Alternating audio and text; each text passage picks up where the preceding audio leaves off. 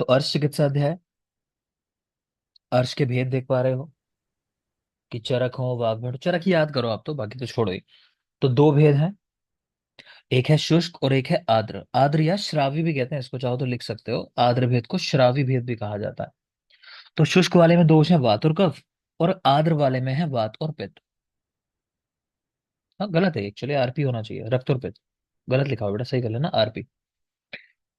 तो अर्श दो भेद, शुष्क और आर्द्र या श्रावी। तो हम लोग याद रखें, विक्की सूखे और आरपी गीले। आरपी गीले, है ना। ऐसा कर सकते हो कि आरपी मतलब हम उसको ऐसा कर लेते हैं कि प्यार में गीले। गीले मतलब जैसे मूवीज में दिखाते हैं बारिश वारिश के सीन, तो इस तरह है ना, उस तरह याद कर सकते हो। तो आरपी गीले मतलब आर्द्र या शराबी, ठीक। सहज और उत्तर कालज करके भी एक भेद है। आगे चलेंगे। कुछ पर्याय लिखे हैं यहाँ पे अर्श के। दुर्नाम, हतनाम। स्पेशली इन दोनों को याद कर लेना, दुर्नाम और हतनाम, ये अर्श के पर्याय हैं। बाकी गुदकिल गुदांकुर समझ ही आ जाएंगे। स्थान की अगर बात करें तो हम लोग ट्रिक याद रखते हैं कि ममता को अर्श हुआ। ममता यानी मांस, मेद और त्वचा, ये दूसरे होते हैं, तो ममता को अर्श। नेक्स्ट देख रहे हो, अर्श, अतिसार और ग्रहणी, ये कैसे रोग हैं? परस्पर निदानार्थ का रोग, यानी अर्श से अतिसार, अतिसार से ग्रहणी, ग्रहणी से अर्श हो सकता है। तो ये रोग जो है आपस में एक दूसरे की वजह से हो सकते हैं। इनको परस्पर निदानार्थ का रोग कहा जाता है, स्पेशली याद रखना, अर्श, अतिसार और ग्रहणी। गुदा में तीन वलियां होती हैं, इन वलियों की ही ये समस्या है अर्श। उनका नाम लिखा है यहाँ पर, प्रवाहिणी, विसर्जनी और संवरणी। प्रवाहिणी, विसर्जनी और संवरणी। हम प्रवास करके शब्द याद रखते हैं, प्रवास होता है ना, जैसे प्रवासी भारतीय आप लोग सुनते होंगे, उस तरह। रवि कुछ कहना है? ठीक है, आगे देखोगे। इसको रहने दो, ये आपके सिलेबस में नहीं है। चरक ने अर्श के अंदर पांचों वायु, पांचों पित्त और पांचों कफ का इन्वॉल्वमेंट होना लिखा। तो ये श्लोक है करके, पंचात्मा मारुतः पित्तम कफो, ऐसा करके। तो आप याद रख लेना कि अर्श में पांचों प्रकार के वायु, पांचों पित्त और पांचों कफ का इन्वॉल्वमेंट होता है। नेक्स्ट देख रहे हैं व्यत्यास चिकित्सा। कल आपको बताई थी अवस्थी की चिकित्सा, राजक्षमा के रेफरेंस में ध्यान है कि वर का घर पर अतिराज, वर यानी वातरक्त, घर यानी ग्रह तो ग्रहणी, कफज ग्रहणी, अतिराज से अतिसार और राजक्षमा। इसी तरह एक होती है व्यत्यास चिकित्सा। व्यत्यास का मतलब क्या होता है? व्यत्यास का मतलब होता है कि बिल्कुल अपोजिट चीजें साथ में करना। जैसे ठंडा गर्म, है ना, मीठा खट्टा एक साथ, स्निग्ध रूक्ष चिकित्सा एक साथ, ठीक है ना। तो उसको बोलते हैं व्यत्यास चिकित्सा। ये एक रोग का निदान भी है, वो चाहो तो आप लिख सकते हो। कुष्ठ, अक्सर आपने सुना होगा, घर में बड़े लोग कहते हैं कि भाई गर्मी से आए हो, एकदम से ठंडा पानी मत पियो, एकदम से ठंडे पानी से स्नान नहीं करना है। तो वहां निदान में भी लिखा हुआ है उष्ण शीत व्यत्यास, ऐसा करके, कि ठंडे गर्म का व्यत्यास करने से कुष्ठ हो जाता है, ठीक है। बाकी ये जो रोग देख पा रहे हो, इन सब के अंदर व्यत्यास चिकित्सा की बात आई है, याद करना है आपको ये। अर्श में क्षयजकास, पित्त आवृत वात, वात व्याधि में भी है, ग्रहणी में और हिक्का में। अर्श, क्षयजकास, पित्त आवृत वात, ग्रहणी, हिक्का और वात व्याधि, ठीक। तो याद कर लेना उसको। जुगुप्सा चिकित्सा भी आप जानते हो, राजक्षमा में कराते हैं। रुद्रांतर का कारण आपको बता दिया, अर्श की वजह से मेनली वो याद रखना है। एक यहाँ लक्षण देख पा रहे हो प्रवाही का, छोड़ो आप मत देखो, रहने दो, आपके लिए नहीं जरूरी है। अर्श में कौन सी चिकित्साएं लाभकारी होती हैं? वो सारी चिकित्साएं जो भी वात का अनुलोमन करें। भाई अर्श का मेन कारण ही यही है कि अपान वायु प्रॉपर फंक्शन नहीं कर रही है, ठीक है ना। तो जो भी वायु का अनुलोमन करने वाले द्रव्य हैं, अग्नि को बढ़ाने वाले द्रव्य हैं, तो वो सब लाभकारी होते हैं अर्श के अंदर। प्लस अर्श में व्यत्यास चिकित्सा भी पढ़ चुके हो, तो आप किस तरह की व्यत्यास चिकित्सा है यहाँ? तो मधुर, अम्ल, शीत, उष्ण आदि चिकित्सा उपक्रम इस्तेमाल किए जाते हैं इसमें, तो याद रखना। अर्श की व्यत्यास चिकित्सा का श्लोक जो आता है वो मधुर अम्ल करके मिलेगा आपको। मैं बोल दे रहा हूँ श्लोक एक बार, चाहो तो। एक मिनट बेटा।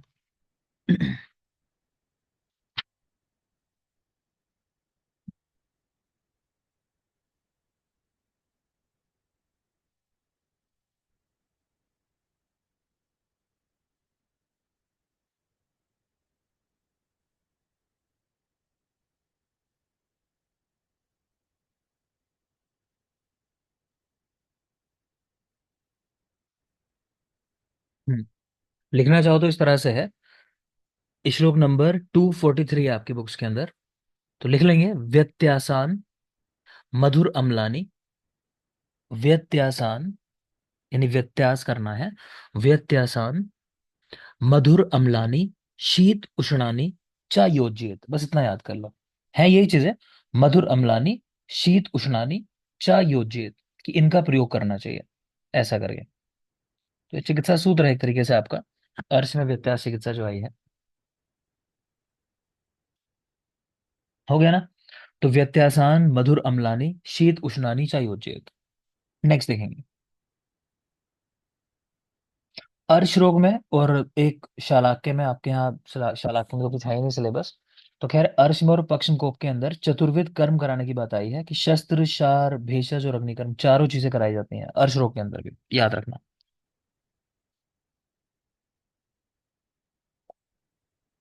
आगे चलिए। सहज अर्श का कारण क्या है? बीज उपतप्त होना। बीज उपतप्त यानी आनुवांशिक कंडीशन है, ये कह लो। आपने अक्सर सुना होगा कि अर्श जो है ये भी फैमिलीज में रन करता है ना। मॉडर्न में ऐसा कोई कॉन्सेप्ट नहीं है, लेकिन आयुर्वेद मानता है, और रियलिटी में ऐसी चीज मिलती है ना। तो सहज अर्श जो है इसका कारण बीज उपतप्त होना, मतलब बीज में समस्या है। और आगे देखेंगे, साध्य साध्यता। तो यहां देख पा रहे हो आप, 1 वर्ष पुराना जो अर्श होता है वो कृत साध्य है, असाध्य नहीं है। एक व्याधि मैंने आपको और पढ़ाई पीछे ऐसी, अभी अभी तक जो पढ़े आपने रोग, कौन सा रोग देखा जो 1 वर्ष पुराना साध्य नहीं होता? उन्माद, अर्जित, अभी जो रोग पढ़ा है बेटा मैंने स- आपको, जो मेनली आ गए हैं। सत्य, शतक्षीण, वो कैसा होता है 1 वर्ष पुराना? या यहाँ पे, याप या पे। यहाँ पे होता है। जिसको नहीं पता लिख सकते हो, शतक्षीण 1 वर्ष पुराना होने पर याप पे होता है। दूसरा भी ये पढ़ा रहा हूँ फिलहाल जो रोग पढ़े। जो कोई अर्दित कह रहा था, उन्माद कह रहा है, तो वो भी ठीक बात है। वहां भी टाइमलाइन ज्यादा दी है, 3 साल 13 साल, लेकिन अभी उसकी बात नहीं हुई है मेनली। मैं कह रहा हूँ जो रोग हमने डिस्कस कर लिए फाइनली। तो याद रखना, शतक्षीण 1 वर्ष पुराना याप पे होता है, और अर्श जो है 1 वर्ष पुराना कृत साध्य होता है। बाकी आपको ज्यादा देखने की इसमें जरूरत नहीं है। ये वही वाला पॉइंट है, देखो, कि हस्तपाद, मुख, नाभि, गुदा में शोथ हो तो ऐसा अर्श असाध्य हो जाता है, ऑलरेडी आपको बता चुका हूँ। ये देखेंगे, शुष्क अर्श में जो पाइल मास है ना, उसके लिए शब्द उन्होंने मस से इस्तेमाल किया, कि शुष्क अर्श के मस्सों का प्रक्षालन किससे करना है? तो भंगा पत्रक्वात के साथ। इसको याद रखोगे, इस पे सवाल आ चुका है, भंगा पत्रक्वात से। नेक्स्ट है रक्तज अर्श के अंदर स्निग्ध शीत, रूक्ष शीत, इस तरह की चिकित्साएं कह रहे हैं क्रमशः करनी चाहिए। कोई खास नहीं, आगे चलो। देखो, जो भी ऐसी कंडीशन है, चाहे आपने पढ़ा है पीछे चैप्टर नंबर 4, कौन सा? रक्त पे चिकित्सा अध्याय, चाहे ये चैप्टर यहाँ पे देख पा रहे हो आप, अर्श, या फिर आप आगे चलकर भी देखोगे तो वहां भी एक उल्लेख इस तरह मिलेगा, नासा से रक्त आने का। रक्तपित्त में भी है, और आगे भी आपको चैप्टर में मिल जाता है उल्लेख। इस तरह जो भी कंडीशन है जिनमें रक्त निकल रहा हो, तो याद रखो, शुरुआत में रक्त को नहीं रोकते। आपसे कभी भी पूछे कि प्रारंभ में रक्त को रोकना है, तो नहीं रोकना। तो शुरुआत में रक्त को नहीं रोकते। अगर आप रोक देते हो तो उससे बहुत सारी व्याधियां हो जाती हैं, है ना। तो अक्सर हम ये मानते हैं कि रक्त जो आ रहा है शुरुआत में वो अशुद्ध रक्त है, उसको निकलने देना चाहिए। तो वो यहाँ पे लिख रहे हैं कि प्रारंभ में शुद्ध रक्त रोकने से शिरोरुजा, स्थैमित्यता, स्थैमित्य नहीं, जकड़ाहट कह लो एक तरीके से, उस तरह की चीजें हो जाती हैं। रक्त जर्स में व्यत्यास चिकित्सा आई है। तरुण बकरे के मांस का प्रयोग बताया गया है, मध्य शरीर का मांस। प्राय सभी अर्श वात प्रधान होते हैं। अर्श में जो रक्त निकलता है उसको रोकने के लिए आपको कोई शीतल चिकित्सा करनी है। और शद्दोदग्रत, सहस्रदोदग्रत, ये बिल्कुल शीतल होता है। ठीक है, तो इनका इफेक्ट होता है रक्त को रोक देना। तो इनका प्रयोग किया जाता है। पिच्छा बस्ती का प्रयोग किया जाता है। पीछा आपने पढ़ा अजातोदक, तो वहां पे पिच्छा युक्त मल का त्याग था। ठीक है, और यहाँ देख रहे हो पिच्छा बस्ती। तो ये किस किस रोग में दी जाती है? हम एक ट्रिक याद रखते हैं इसमें, कि डॉक्टर बनते हैं व्यक्ति, ठीक है, पीजी भी करते हैं उसके बाद, ऐसा करिए डॉक्टर पीजी वाला, तो डॉक्टर यानी डी से, ये बोला नहीं है, ये है JRPG। एक मिनट, जर, रक्त का स्राव, प्रवाही का पी, ओ जी, हाँ ठीक है। ये बेटा JRPG वाला ट्रिक है, माफ करें मैं गलत वाला ट्रिक बोल गया। तो JRPG, कि पीजी जब आप करते हो, JR होते हो ना, जूनियर रेजिडेंट, शुरुआत में पहले साल, तो उस तरह समझ लो कि JRPG। JRPG यानी ज्वर में, रक्तस्राव की कंडीशन में, प्रवाहिका में और गुदभ्रंश में पिच्छा बस्ती का प्रयोग होता है। क्यों मैं कह रहा हूँ याद करने को, इजी है बात, लेकिन एग्जाम में ना इस पे सवाल 2 3 बार बनाया हुआ है। और ऐसे बनाया हुआ है कि आसपास के ऐसे ऑप्शन रख देंगे जो आप रिलेट नहीं कर पाओगे उस समय। लगेगा सारी चीजें सही लग रही हैं क्या, ठीक है आंसर। तो JRPG याद रख लेना, पिच्छा बस्ती का प्रयोग कहाँ कहाँ कराते हैं।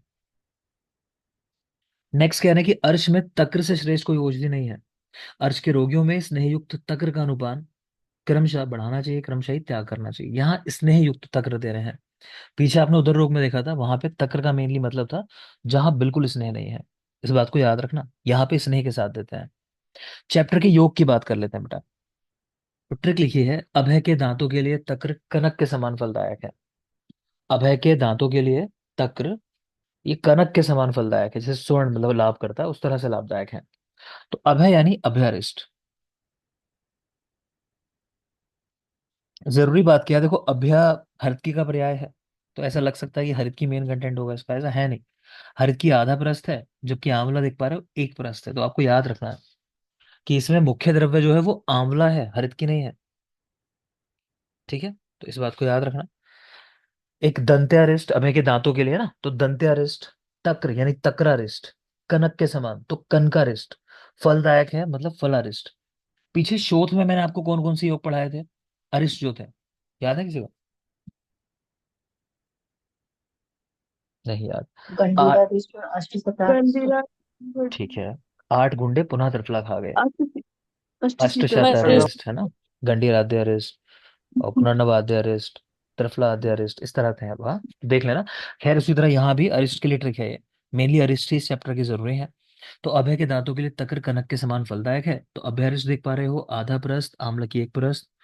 दंत्यारिष्ट, यही दंत्यासव भी देख पा रहे हो, प्रमेय में आपको ध्यान आ रहा होगा कि मधु को दांतों से 3 बार काटा भालू ने, कुछ ऐसी ट्रिक थी हमारी, तो वहां हमने देखा दंत्यासव। टक्रारिस्ट, टक्रारिस्ट गृहिणी में भी यूज करते हैं। कनकारिस्ट, कनकारिस्ट का मुख्य द्रव्य तो आंवला है, अष्टांग हृदय ने इसीलिए इसको आम्ल का रिष्ट भी कहा है, आम्ल का रिष्ट भी कहा है। ठीक है, अभ्यरिष्ट में एक आध पॉइंट लिख लो, चलो अभ्यरिष्ट के सामने लिखोगे हल्का सा, लिखो 15 दिन, 15 दिन अन्न राशि में जो द्रव्य है ना इसके सारे उनको मिला के ना, तो एक घड़ा होता है, उसको 15 दिन तक मिट्टी में गाड़ देते हैं, मतलब अन्न राशि में गाड़ते हैं। जैसे गेहूं के बीच में गाड़ देना उस तरह से। तो देखो 15 दिन अन्न राशि में गाड़ दें।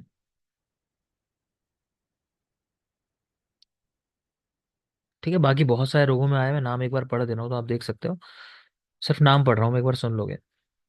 तो इसका सेवन करने से अर्श रोग नष्ट हो जाता है, गृहिणी रोग, पांडु, हृदय रोग, प्लीहा रोग, गुल्म रोग, उदर रोग, ये सब नष्ट हो जाते हैं।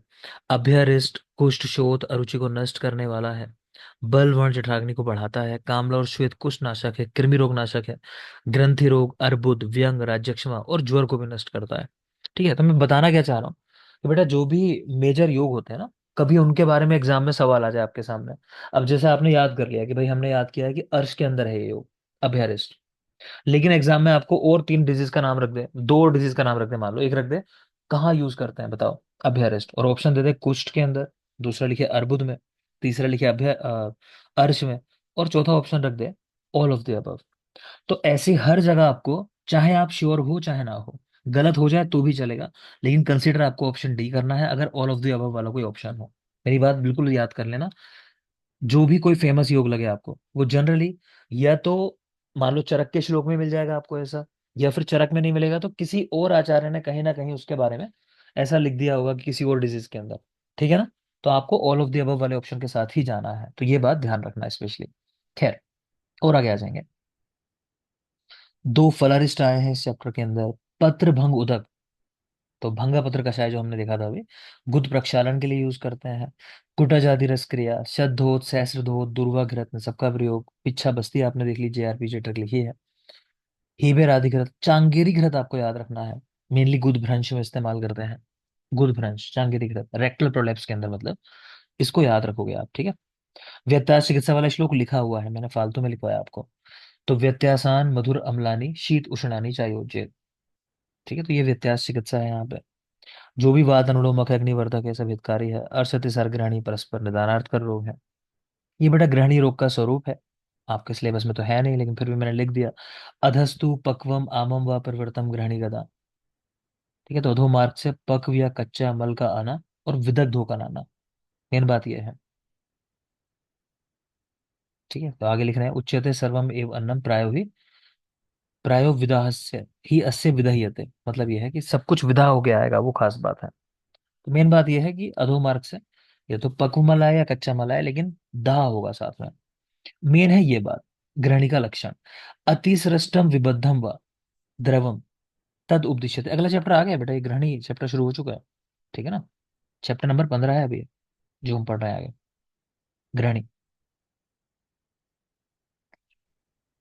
तो इनमें कुछ खास नहीं है, मेन ये लाइन देखोगे आप, ग्रहणी का लक्षण, अतिसृष्टम विबद्धम व द्रवम तद उपदिश्यते। आप चाहो तो यहीं पर इसका हिंदी मतलब भी लिख लो कि मल का अतिसृष्ट यानी बहुत अधिक मात्रा में, विबद्धम व द्रवम कि बंधा हुआ या फिर लिक्विड रूप में आना। मतलब अतिसृष्टम विबद्धम हुआ कि बंध कर आए या फिर आसानी से आ जाए, या द्रव रूप में आ जाए, उसको कहते हैं ग्रहणी। मैं कहना क्या चाह रहा हूँ शायद समझा नहीं पा रहा, मैं फिर से बोल देता हूँ। देखो ऐसा होता है कि हम इसको आईबीएस के साथ रिलेट करते हैं। आईबीएस, ठीक है। तो आईबीएस के जो वेरिएंट होते हैं ना, वो होते हैं आईबीएस सी, आईबीएस डी और आईबीएस एम। सी का मतलब वो आईबीएस जहां पेशेंट को कॉन्स्टिपेशन होता है। डी का मतलब वो आईबीएस जहां पेशेंट को डायरिया रहता है। और एम का मतलब वो कंडीशन जहां ये कंडीशन ऑल्टरनेट होते रहते हैं, कभी कुछ दिन तो पेशेंट को होगा कॉन्स्टिपेशन और कुछ दिन होगा फिर उसको डायरिया हो जाएगा, फिर कभी कॉन्स्टिपेशन हो जाएगा, तो पेशेंट परेशान रहता है। मेन बात होती है कुछ भी खाया उसके बाद उसको इवैक्यूएट करने जाना पड़ता है। क्लियर। तो मैं यही बात आपसे बार बार कहना चाह रहा हूँ इस श्लोक के माध्यम से कि ग्रहणी को आईबीएस एम के साथ हम लोग मेनली रिलेट कर सकते हैं, कि जहां पर या तो मल द्रव रूप में आता है या बंधा हुआ आता है। ठीक है, ये कंडीशन बदलती रहती है, ऑल्टरनेट होती रहती है। ठीक है, तो इसको आप याद रखना जो मैं समझाना चाह रहा हूँ, बाकी श्लोक देख लोगे। आपकी बुक में इसके लिए क्या लिखा है एग्जैक्ट वो भी बता देता हूँ।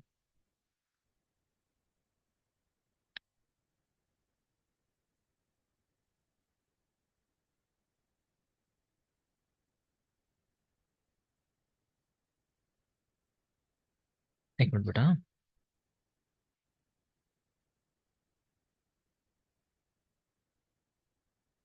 ये लिख रहे हैं, ग्रहणी रोग से पीड़ित रोगी अत्यंत पतला, अधिक बार तथा कभी बंधा हुआ मल विष्टम के साथ त्याग करता है ना। तो बात वही है कि अधिक मात्रा में त्याग हो रहा है, लेकिन कभी बंधा हुआ कभी द्रव रूप में। तो मेरी बात समझ गए।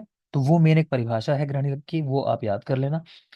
बाकी और भी चीजें कह रहे हैं कि शून्यपात करा, हाथ पैर पर स्वेलिंग है, ये रख के देखो, कई बार पूछ चुका है ये वाली जो लाइन है कि किसका लक्षण है, लोह आम गंधी तिक्त अम्ल उद्गार, ये पूछ चुका है। ठीक है। तो इतना ध्यान रखना, जहां बहुत सारे डिफरेंट डिफरेंट टेस्ट लिखे हैं कि लोहो के समान, है ना, आम गंधी, तिक्त उद्गार या अम्ल उद्गार, इस तरह की जहां बात आएगी वो ग्रहणी है। दूसरी जरूरी बात है, वो भी चाहो तो यहाँ लिख लो, एक रोग है जिसका पूर्व रूप है उद्गार का आना।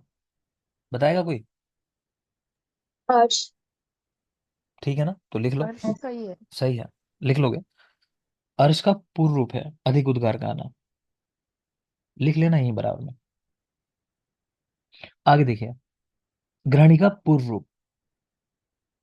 देखो इंटरव्यू में क्वेश्चन पूछे जाते हैं, लेकिन आपका इंटरव्यू वाला पार्ट कोई बहुत खास है नहीं, बहुत कम नंबर का है, मिनिमम मार्क्स सबको मिलने ही मिलने हैं, तो ज्यादा परेशान नहीं होना है।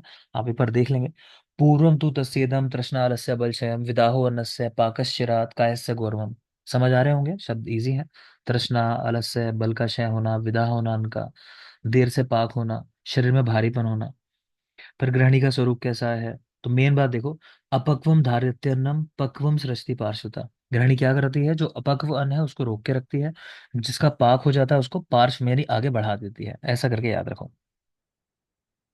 ग्रहणी के चार भेद हैं, वीपीकेएस, वातिक, पैतिक, कफज, सन्निपातिक ग्रहणी, चार प्रकार की ग्रहणी होती है, याद रखेंगे। इसी चैप्टर के अंदर पक्व अपक्व मल की परीक्षा बताई गई है, आपको ये बात ध्यान रखनी है, क्वेश्चन पूछ चुका है एग्जाम में कि किस अध्याय में पक्व अपक्व मल की परीक्षा है। ठीक है, तो 15 नंबर चैप्टर में एक और जरूरी बात है कि देखो ग्रहणी रोग जो होता है ना, इसको हम कोई इस तरह का डिसऑर्डर नहीं मानते कि कहीं आपको कोई लीजन मिलेगा या कुछ ऐसा होगा। इसको मेनली फंक्शनल डिसऑर्डर माना जाता है। फंक्शनल में वो फंक्शनल नहीं कि झूठा, फंक्शनल से यहाँ मतलब है कि सिर्फ ग्रहणी के फंक्शन जो है गड़बड़ा गए हैं, मतलब फिजियोलॉजिकल कंडीशन है, ऐसा कह लो आप सिर्फ ग्रहणी। ठीक है।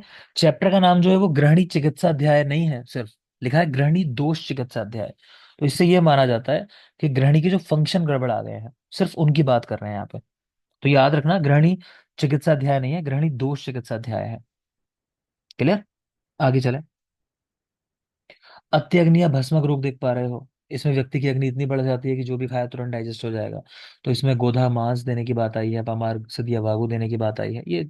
ये वागु वाले चैप्टर में कुछ लोगों ने पढ़ा होगा।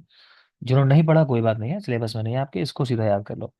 गोधा मांस और अपामार्ग सदिया वागु देने की बात आई है अत्य अग्नि रोग के अंदर। और आगे देखेंगे, उदुम्बर शलाटू सिद्ध शीर का प्रयोग भी आया है अत्य अग्नि रोग में, ये भी देख सकते हैं आप। यहाँ कुछ टर्म्स दी हुई हैं, पता होना चाहिए आपको। समशन क्या होता है? तो समशन का मतलब होता है पथ्य पथ्य को एक जगह मिलाकर खाना। तो समशन अच्छी चीज नहीं है कहने का मतलब, ठीक है। पथ्य पथ्य मिला के एक जगह खा रहे हो उसको बोलते हैं समशन। विषमाशन क्या होता है? कि आप ध्यान नहीं दे रहे हो, कभी समय में अलग टाइम पे भोजन कर रहे हो, कभी ज्यादा खा ले रहे हो, कभी कम खा ले रहे हो। तो विषम रूप में भोजन करना, कुल मिला के अधिक अल्प या विषम समय पर भोजन करना। अध्यशन क्या होता है? अजीर्ण में भोजन करना, पहले का नहीं डाइजेस्ट है कुछ और खा लिया, तो उसको बोलते हैं अध्यशन। इन टर्म्स को याद रखोगे। गृहिणी चिकित्सा में योग देख लो, कुछ ही जरूरी है जिनको कहो उन पे फोकस करना, बाकी सिर्फ पढ़ लोगे। तो दशमूलाध्याय अभ्यादि चूर्ण है वाति गृहिणी में, दशमूलाध्याय घृत, पंच मूलाध्याय घृत, पिप्पल्यादि चूर्ण, मरीच्यादि चूर्ण, त्रयोशनाध्याय घृत। ये देखेंगे चित्रक आदि गुटिका या चित्रक आदि बटी, बहुत जरूरी है। 15 द्रव्य हैं इसके अंदर, देख पा रहे हो। षडूष्ण, 5 लवण है, शार्दूल, हिंगू और अजमोदा। तो ये इसके द्रव्य हैं 15, बिल्कुल याद रखोगे चित्रक आदि गुटिका। 15 के 15 द्रव्य याद कर सकते हो तो कर लेना बेटा, जरूरी होता है इसके। तो षडूष्ण पड़ा हुआ है इसके अंदर, 5 लवण पड़े हुए हैं, दोनों क्षार पड़े हुए हैं, हिंगू है और अजमोदा है। ठीक है। भावना किसकी देते हैं? मातुलुंग या दाडिम सोरस की भावना देते हैं। मातुलुंग और दाडिम सोरस की भावना, ये अकेला योग मैंने कहा इस चैप्टर का भी याद करने को। अष्टांग हृदय इसी को पंचपटुनी वटिका नहीं याद करना आपको, आपके काम की बात नहीं है। तकरा रेस्ट ऑलरेडी बता चुका हूँ, तो देख लोगे यहाँ लिखा भी है कि तकरा रेस्ट जो है गृहिणी में भी इस्तेमाल होता है। और पीछे कहाँ पड़ा? बोलिए। अर्श में। अर्श के अंदर, ठीक है। ठीक है बेटा। नेक्स्ट है पैत्तिक गृहिणी, इसका भी कोई योग नहीं पूछता, आप नजर डाल सकते हो। चंदन आद्य घृत, नागर आद्य चूर्ण, किरात आद्य चूर्ण, वच आद्य चूर्ण, भूनिम आद्य चूर्ण, तो नहीं पूछता इसका भी सवाल, तो आप रहने दोगे। ये ध्यान आ रहा है? किरात इत्यादि को आद, पुनरावर्तक ज्वर, विषम ज्वर। और कहाँ पढ़ा है? विषम ज्वर की कौन सी वैरायटी में पढ़ा है ये बताओ चलो। तृतीय। तृतीय। तृतीय। तृतीयक ज्वर में है। चतुर्थक में क्या है चलो बताओ। गुडुच्चे आदि। गुडुच्य को आद। बहुत गुडुचिया। अच्छा, बहुत अच्छा बेटा। जिनको याद नहीं आ रहा जाके देख लेना, ठीक है। तो वहां पढ़ा है मैंने, पांचों जोर में अलग अलग हुआ था आपको, ठीक है। और एक जगह और बताया है मैंने, कृतिकतादि क्वाथ, अगर ध्यान आ रहा हो आपको। पुनरावर्तक जोर यहाँ लिखा है वैसे, लिखा हुआ तो है ये, ठीक है। आगे चलोगे, कफज ग्रहणी। कफज ग्रहणी में देख सकते हो आप, मधु कासव है, मध्वरिष्ठ है, पिंडासव, इसको याद रख लेंगे, पिंडासव। पिपली मूलाद्य चूर्ण, क्षार का प्रयोग भी कराना है, भलातक क्षार। अच्छा, ये इसमें सवाल कर चुका है, ध्यान आया मुझे, तो इसको आप याद कर लोगे कि क्षार किस ग्रहणी की चिकित्सा में आए हैं। तो कफज ग्रहणी की समझ में भी आना चाहिए भाई, क्षार क्यों यूज करते हैं मेनली हम, चीजों को काटने के लिए, है ना। तो कफ की वजह से ही संघात होता है, ठीक है ना। तो इसीलिए यहाँ पे क्षार का प्रयोग करते हैं। आपको अगर ध्यान आ रहा हो, ग्रथित रक्तपित्त की चिकित्सा में आपको क्या बताया था? परवत शक्रत। और साथ में पारावत शक्रत। मधु, है ना। तो वहां भी कॉन्सेप्ट वही था कि मधु का प्रयोग वहां करा रहे थे। तो मधु भी तोड़ने का काम करता है, शहद जो होता है वो भी संघात को तोड़ने का काम करता है, ठीक है ना। इसीलिए हम लोग जो कफज कोई व्याधि होती है वहां पे मधु देते हैं साथ में, ठीक। इसी तरह यहाँ भी आपको समझना है कि कफज ग्रहणी में क्षार का प्रयोग आया, ऊपर भी देख पा रहे हो, ये लिखा है पिपली मूलाद्य क्षार, बाकी ये सारे भी क्षार हैं, तो याद रखना। एक मूलासव है, ठीक है, कोई खास नहीं। क्षार गुटिका है, अत्यग्नि में नारी स्तन्य की बात भी आई है, इसको याद कर सकते हो। गोधूम चूर्ण की बात भी आई है, ठीक है। फिर ये क्षार वाली काफी सारी चीजें हैं, मैंने आज ऑलरेडी पढ़ा दी हैं पिछले लेक्चर में, तो अब मैं डिस्कस नहीं कर रहा। और आगे देखोगे, तकरारिस्ट पढ़ चुके ऑलरेडी, कुछ नहीं है बाकी सब वही। रक्त मोक्षण भी कराते हैं अत्यग्नि में, ठीक है ना। तो वही सारी बात लिखी है। आप पढ़ोगे पिछला लेक्चर जो मैंने दिया है, जिन लोगों ने नहीं पढ़ा होगा आज, तो देखोगे ये वाला पॉइंट वहां डिस्कस कर रखा है, क्षार की चीजें कहाँ कहाँ यूज करते हैं, ठीक। तो इसको पढ़ाने की अब जरूरत नहीं है। तो कुल मिला के मैंने क्या याद करने को कहा आपसे? एक तो कहा कि कफज ग्रहणी के अंदर क्षार यूज करते हैं। एक आपसे वाति ग्रहणी के अंदर वो पॉइंट कहा चित्रगादी बटी, उसके द्रव्य याद कर लेना, 15 द्रव्य क्या है। ठीक है, भावना याद कर लेना। आप लिखना चाहो तो एक दो पॉइंट है बोल दे रहा हूँ, जल्दी से लिख लोगे। देखो, वातिक ग्रहणी का एक लक्षण होता है गृद्धि सर्वरसानाम, ऐसा लिखा मिलता है। गृद्धि सर्वरसानाम, यहाँ शायद नहीं लिखा है मैंने, पर आपको बता रहा हूँ, जरूरी है। इसका मतलब है कि उनका मन करता है कि सब कुछ खा ले, हर चीज चखने की इच्छा होती है। तो गृद्धि सर्वरसानाम वातिक ग्रहणी का लक्षण है। दूसरी बात है, वातिक ग्रहणी के अंदर मानसिक लक्षण मिलते हैं। मैंने आपसे कहा था कि उन्माद और अपस्मार मेनली हमारे यहाँ, आप समझ सकते हो, मानसिक रोग हैं, आयुर्वेद में जो डिस्क्राइब किए गए हैं। ठीक है। लेकिन राजयक्ष्मा में आपने देखा था पूर्व रूप में खासकर, वहां कुछ मानसिक लक्षण थे। प्लस यहाँ तो लिखा ही है मनसाह सदनम, चाहो तो लिख लो। मनसाह सदनम, व्यक्ति डिप्रेस सा फील करता है।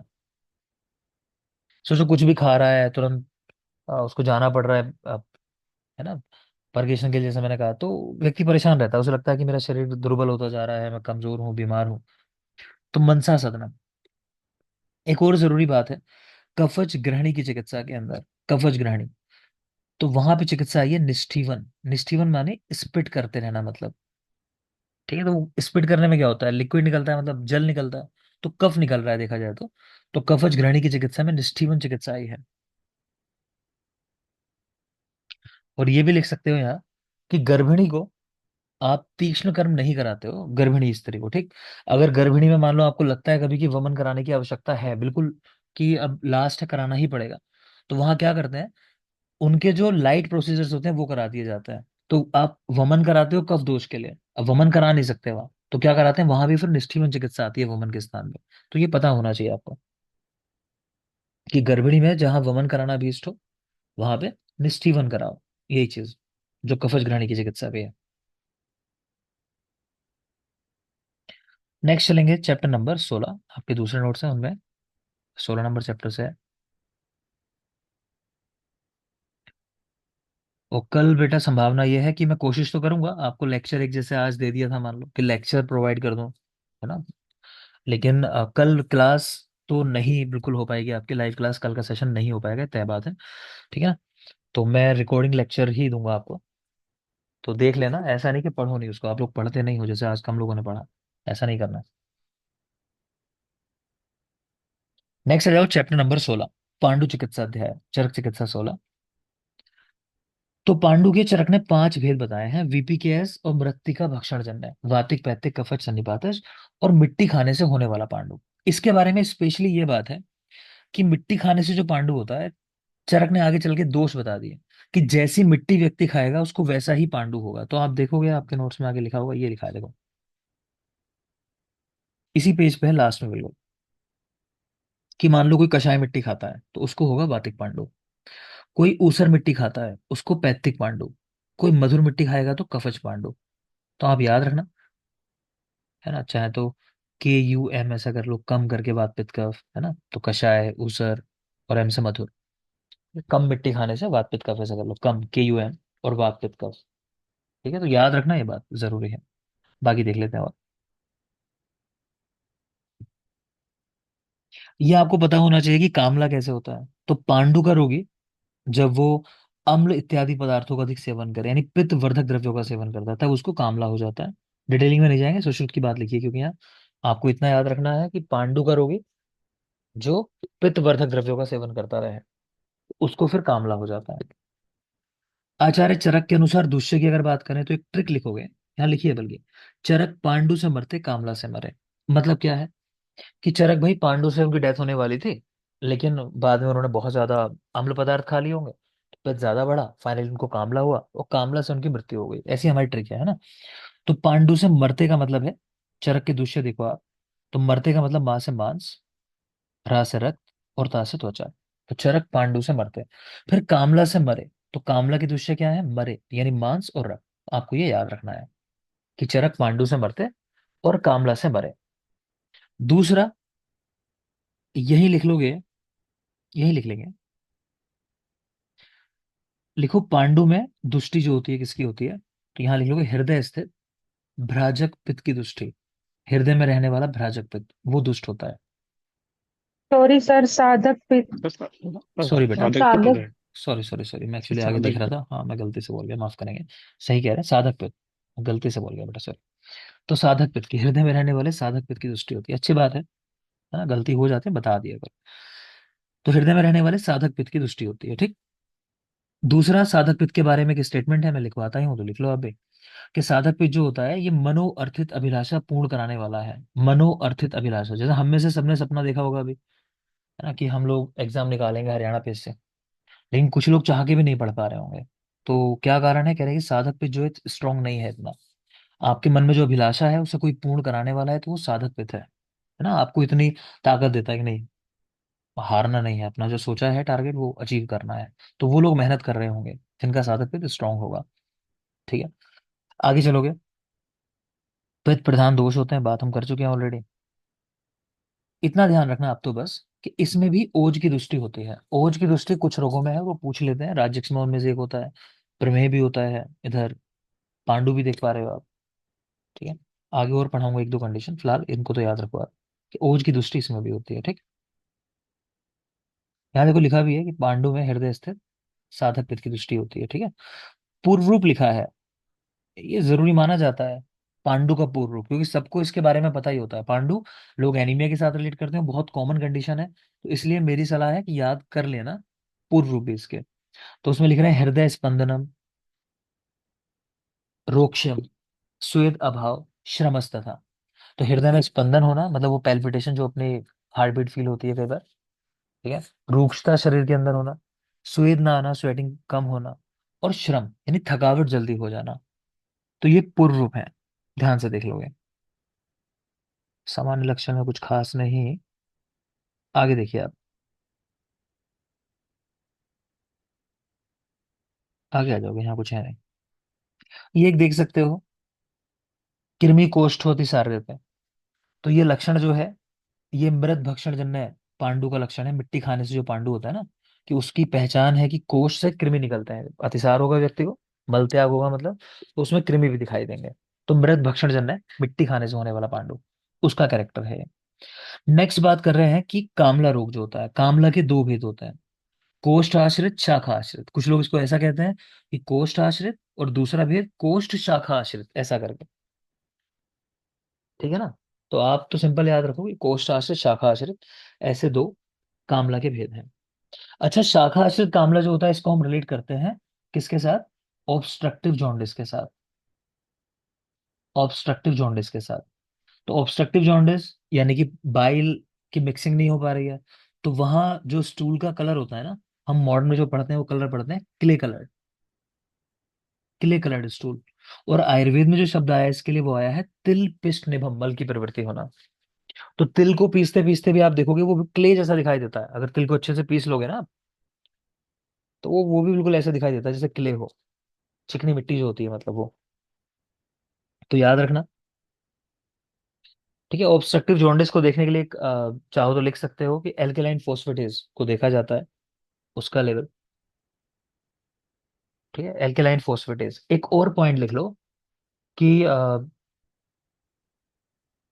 लिखो ऑब्स्ट्रक्टिव जॉन्डिस होने के कारणों में, मतलब एक लिखो पैंक्रियाटिक हेड कार्सिनोमा, ये क्वेश्चन आते हैं आपके यहाँ, मैं इसलिए बता रहा हूँ। पैंक्रियाटिक हेड कार्सिनोमा, जो पैंक्रियाज है आप जानते ही हो, जब उसका साइज बढ़ता है, अगर उसका हेड जो पार्ट है तो वो ऑब्स्ट्रक्ट कर लेगा जो बाइल डक्ट होती है उसको। ठीक है, सीबीडी को, तो उसकी वजह से समस्याएं हो जाती हैं, ऑब्स्ट्रक्टिव जॉन्डिस हो जाता है।